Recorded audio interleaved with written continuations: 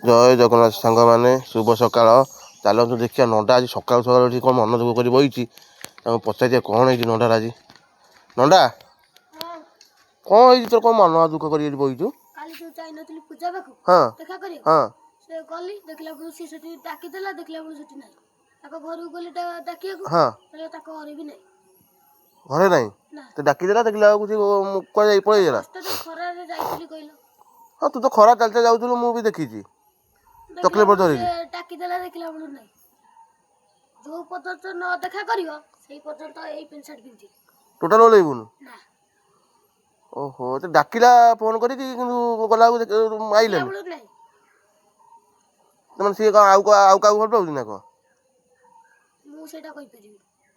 ତୋତେ କିନ୍ତୁ ବହୁତ ଭଲ ପାଉଛି। ମାନେ ସିଏ ତ ସାଥିରେ କଲିଜା।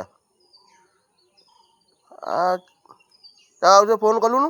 ଫୋନ ସବୁ ବା କଲି, ଉଠଉନି ନା। ତେରିକିନା। ହଉ ହଉ, ତୁ ମନ ଦୁଃଖ କରନା, ଆମ କିଛି ଅସୁବିଧା ନାହିଁ ହେଲା। ତୁ ତୋର ଯା, ଦିନେ ଦିନେ ତ ଦେଖା କରିବ ନିଶ୍ଚିତ ଭାବରେ। ଏ ତ ବଡ଼ିଗାର୍ଡ, ତୁ ମନ ଦୁଃଖ କରିବୁ, ତ ବଡ଼ିଗାର୍ଡ ଆସି ତୋତେ ବୁଝଉଛି। ଯାଉ ରଖିଛୁ ଗୋଟେ ଭଲ ବଡ଼ିଗାର୍ଡ, ତୁ ମନ ଦୁଃଖ କରିବୁ ସେ ଆସି ତୋତେ ବୁଝଉଛି।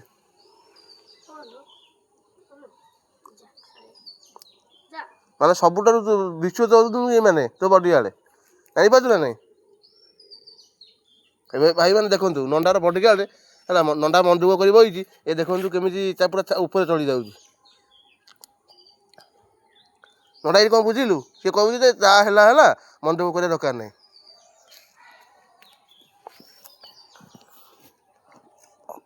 ହଉ, ଆଉ ତୁ ଦେଖେ ଯାହା କ'ଣ କର, ସେ କୋଉଦିନ ଫୋନ୍ କଲେ ଯିବୁ ଦେଖା କରିବୁ ଆଉ।